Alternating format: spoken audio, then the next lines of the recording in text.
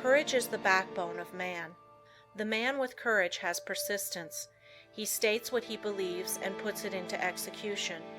The courageous man has confidence. He draws to himself all the moral qualities and mental forces which go to make up a strong man. Whereas the man without courage draws to himself all the qualities of a weak man: vacillation, doubt, hesitancy, and unsteadiness of purpose. You can therefore see the value of concentration on courage. It is a most vital element of success.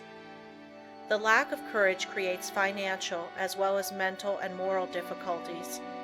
When a new problem comes, instead of looking upon it as something to be achieved, the man or woman without courage looks for reasons why it cannot be done, and failure is naturally the almost inevitable result. This is a subject well worthy of your study. Look upon everything within your power as a possibility instead of as merely a probability, and you will accomplish a great deal more, because by considering a thing as impossible, you immediately draw to yourself all the elements that contribute to failure. Lack of courage destroys your confidence in yourself.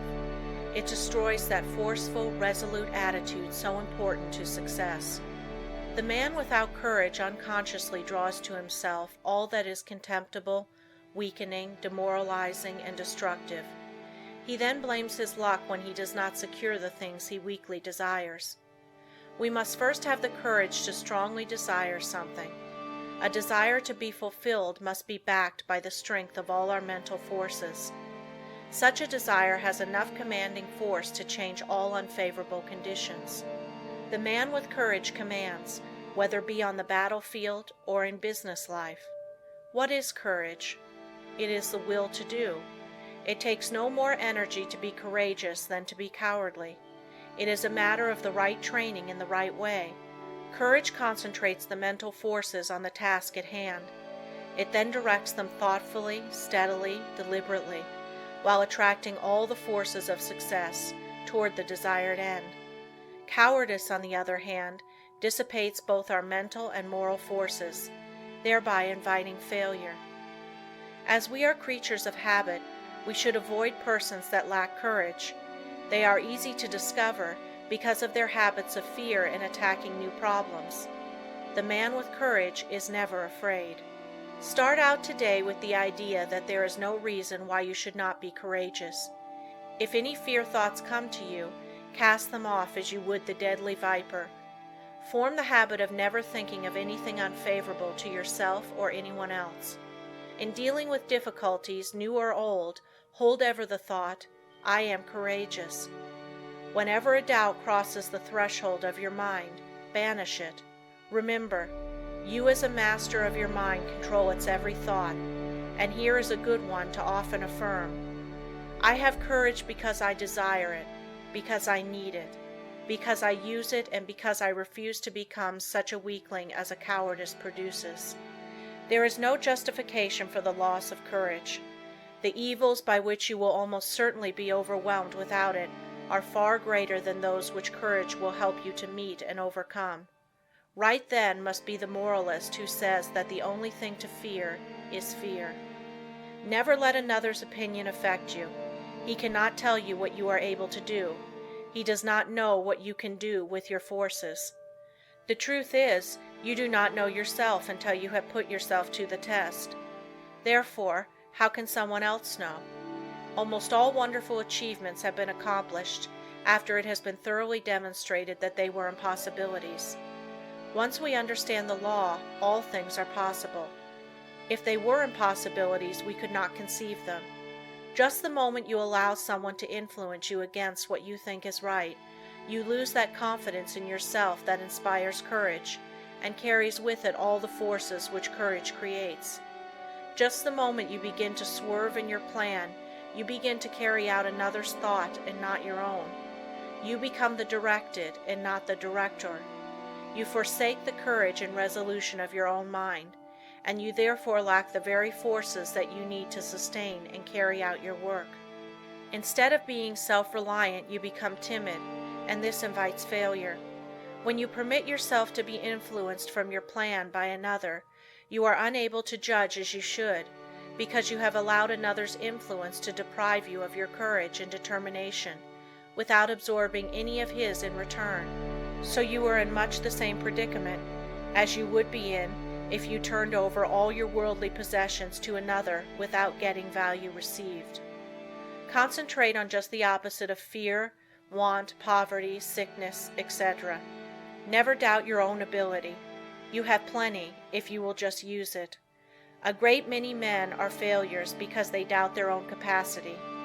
Instead of building up strong mental forces which would be of the greatest use to them, their fear thoughts tear them down. Fear paralyzes energy. It keeps us from attracting the forces that go to make up success. Fear is the worst enemy we have. There are few people that really know that they can accomplish much. They desire the full extent of their powers, but alas, it is only occasionally that you find a man that is aware of the great possibilities within him. When you believe with all your mind and heart and soul that you can do something, you thereby develop the courage to steadily and confidently live up to that belief. You have now gone a long way towards accomplishing it. The chances are that there will be obstacles, big and little, in your way, but resolute courage will overcome them and nothing else will. Strong courage eliminates the injurious and opposing forces by summoning their masters, the yet stronger forces that will serve you. Courage is yours for the asking. All you have to do is to believe in it, claim it, and use it. To succeed in business, believe that it will be successful. Assert that it is successful, and work like a beaver to make it so. Difficulties soon melt away before the courageous. One man of courage can fire with his spirit a whole army of men, whether it be military or industrial, because courage, like cowardice, is contagious.